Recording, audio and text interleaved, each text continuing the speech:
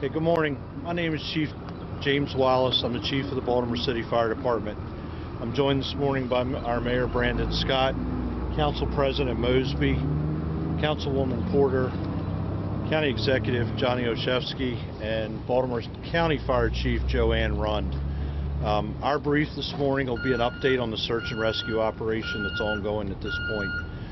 So at approximately 0140 hours this morning, our 911 center dispatched a call to the Baltimore City Fire Department for a report of a water rescue in the Patapsco River in the area of the Key Bridge. As units were responding, they began to receive numerous calls indicating multiple people in the water. At some point during that chain of events of calls, we began to receive indications that a ship may have struck the Key Bridge. We got further information through multiple calls that the Key Bridge, portions of the Key Bridge had actually collapsed. At about 0150 hours, our first unit arrived on scene and reported a complete collapse of the Key Bridge. We were also given information at that time that there were likely multiple people on the bridge at the time of the collapse, and that as a result, multiple people were in the water. We were able to remove 2 people from the water. One individual refused service and refused transport. Essentially, that person was not injured. However, there was another individual that's been transported to a local trauma center that is in very serious condition. At this time, we have multiple air assets from the Maryland State Police, as well as the Baltimore Police Department, as well as multiple marine assets from around the region, including Baltimore City, Anne Arundel County, Baltimore County, as well as multiple local and state police agencies, National Resources Police, BPD Special Ops Unit is in here, Maryland State Police is here. We have multiple resources. We are still very much in an active search and rescue posture at this point, and we will continue to be for some time. We have a large area that we have to search. This includes on the surface of the water, subsurface, as well as on the deck of the ship itself. We believe at this point we may be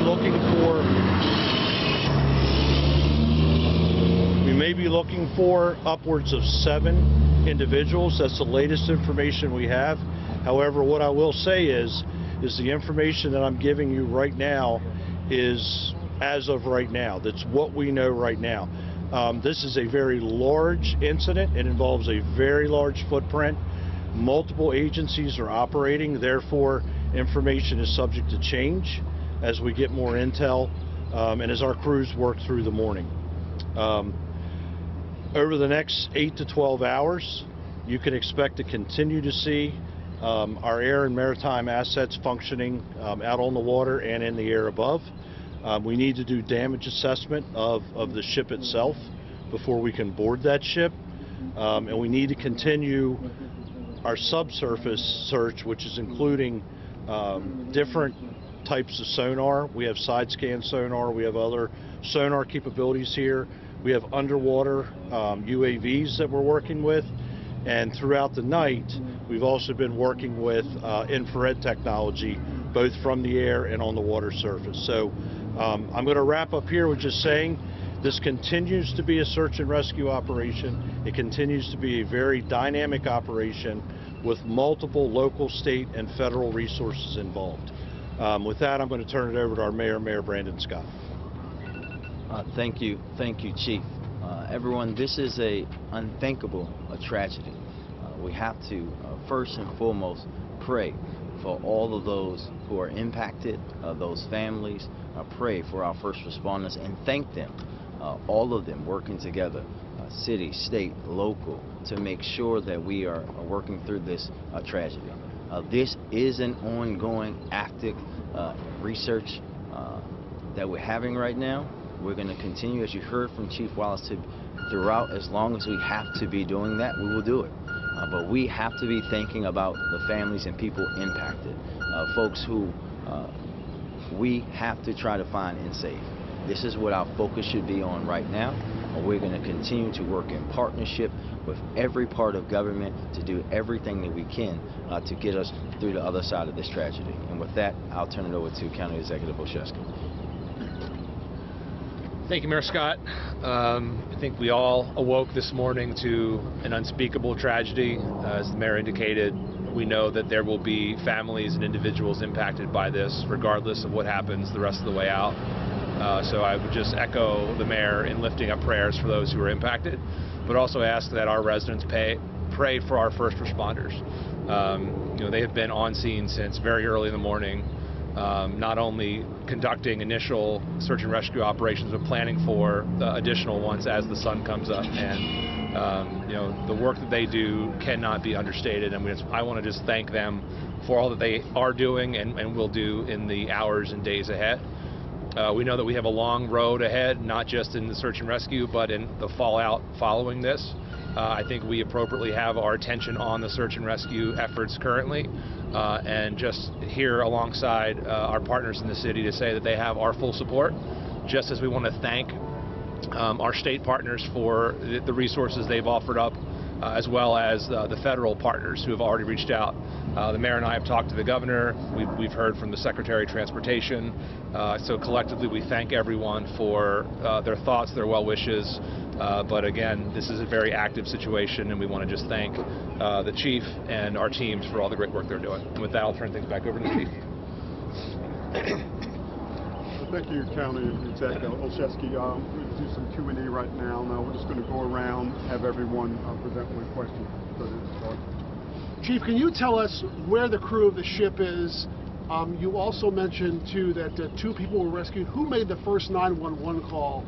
And there were reports that there was a crew on the deck of the ship working at that point. Can you confirm any of that information? The latest information we have on the crew of the ship is that they are still on board the ship.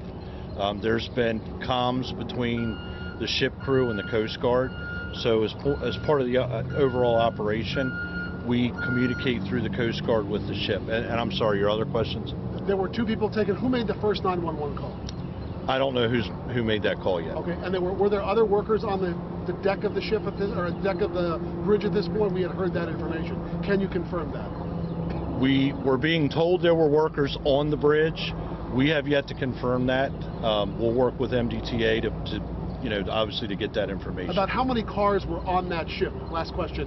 On the deck of the bridge at the time it collapsed. You know? Don't have a number. I can tell you our sonar has detected the presence of vehicles submerged in the water. I don't have a count of that yet.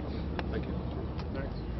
Chief, you mentioned upwards of 7 individuals that you're looking for. We've heard reports of as many as 20 individuals. Can you just paint a more clear picture of about how many people actually fell into the water, how many people you might be looking to rescue, and also if you can give an idea of how many vehicles, although you might not have the answer, but really just the search and rescue. Yeah, I'll start with the last one. So I don't know how many vehicles yet. I know that we have detected the presence of vehicles. As far as the number between the 7 and 20, that's been a dynamic count throughout the morning, just given the fact that we haven't yet nailed that number down. We do believe that at least 7 are involved in that, at least 7 at this point. That fell into the water. Yes, ma'am. Yeah, and I know you said the crew was accounted for according to the Coast Guard on deck. Do we know if any of the crew members were part of these at least 7 people that may have been in the water? We do not. Can I just ask, survivability in waters around this temperature is not very long. At what point do you shift focus to become more of a salvage operation? So we'll be guided by our dive teams. We will determine what the temperature of the water is. The other issue that we have out there is this water is current influenced. So right now we think the tide is coming back in. That adds a bit of a challenge to us also. We can certainly dive in these conditions, but we have to take a lot of factors into play, right? The fact that there may be trauma involved, they have been in the water an extended period of time, but also remember we're battling darkness. So, it's quite possible that we may have somebody there that we've not seen yet, and as they work closer to the debris field, they'll obviously make those determinations. But we're going to rely on the experts, which are our dive masters that are here, our dive team, to tell us when they believe we've reached that non-survivability point. Thank you. Yes, sir. Janine? Chief Wallace, was there any indication that there was a problem on the ship? Was it led in by tugboats at any point during Mayday? Like anything that so far early on points you to something went wrong?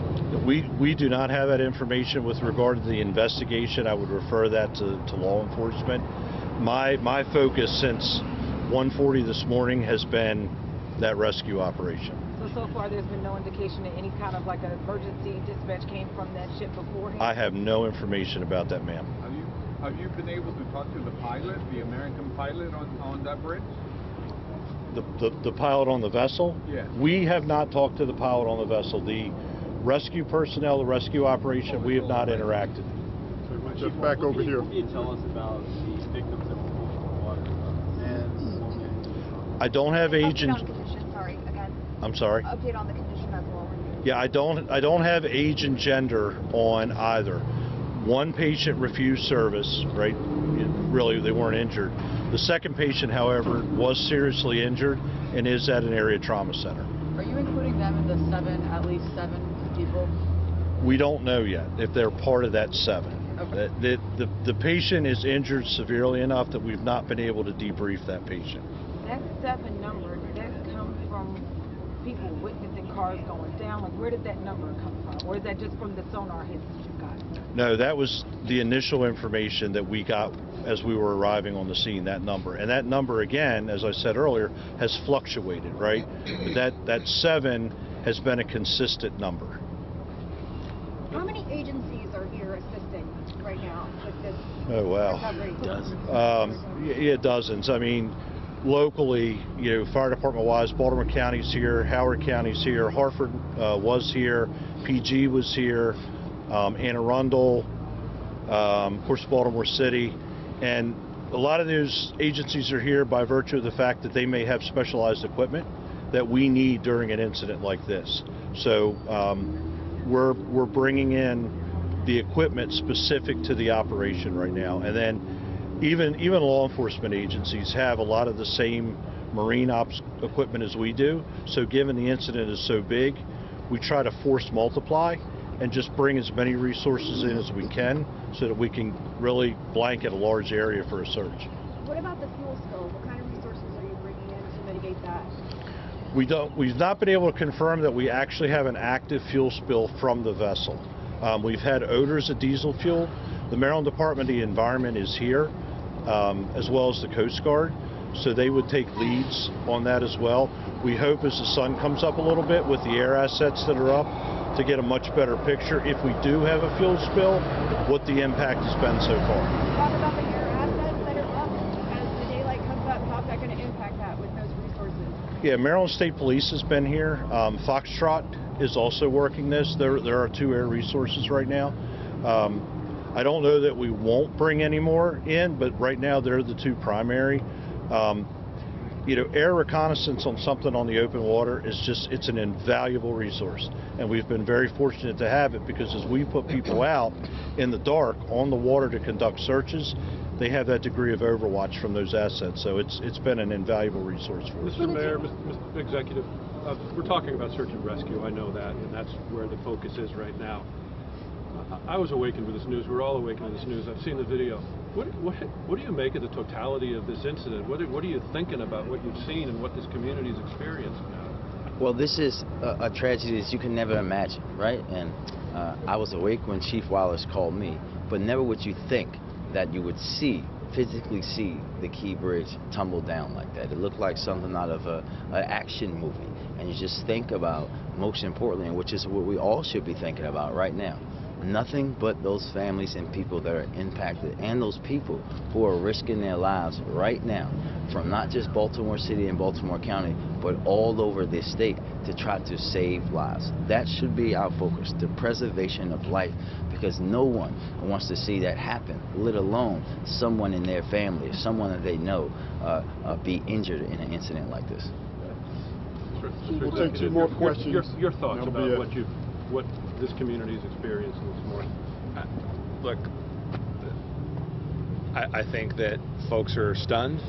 I think folks are reeling. And I think that's particularly true for people who are worried about their loved ones right now. I think there'll be plenty of time to talk about what this bridge means to the community, what it means for commerce, but at the end of the day, right now this is about the humanity of people who are impacted and the men and women who are out there trying to save lives and recover folks off the bridge. So I think there'll be plenty of opportunity to talk about that, but really right now and for the foreseeable hours ahead, this is really about focusing on the search and rescue efforts. And I want to just again thank the Chief for his leadership and for all of the affiliated partners that we have working on this. Chief, I know there's the fact that this could have been intentional, that this could be some kind of act of terrorism or intentionally setting the bridge. That's not my focus here, ma'am. That's part of the law enforcement investigations. I would defer to the proper authorities for that. And actually, we saw something similar to this happen in Philly when 95 came, a portion of that came down. I know you said that you guys have spoken to Secretary of Transportation, I'm assuming Judge. Has he made any comment about the assistance like we saw in Philly being rushed through to get this taken care of? Thank you. I spoke with Secretary Buttigieg directly. He and his team said that they're going to obviously work with us throughout this incident and work with not just the city and county, but really the state of Maryland to make sure that we have every resource that he and the federal government can provide. How long is it going to take to rebuild this, Mayor? I think right now, sir, listen, we shouldn't even be having that discussion right now. The discussion right now should be about the people, the souls, the lives that we're trying to save. There will be a time to discuss about a bridge and how we get a bridge back up.